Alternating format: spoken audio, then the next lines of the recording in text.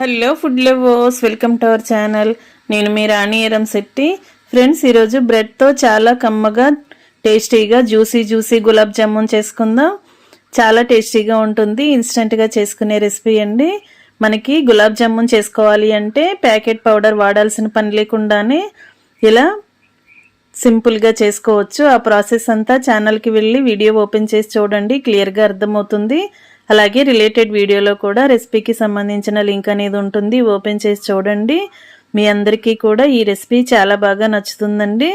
నోట్లో వేసుకుంటే కరిగిపోయేలా చాలా టేస్టీగా ఉంటుంది.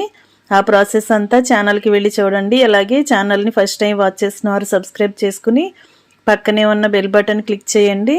నేను పెట్టబోయే రెసిపీస్ అన్నీ డైలీ చూడండి. సింపుల్ ప్రాసెస్తో టేస్టీ రెసిపీస్ని చూపిస్తాను. అన్నీ కూడా మన ఇంట్లో ఉన్న ఇంగ్రీడియంట్స్తోనే చేసుకునే ప్రాసెస్ చూపిస్తాను. Thanks for watching. నేను మీ రాణి.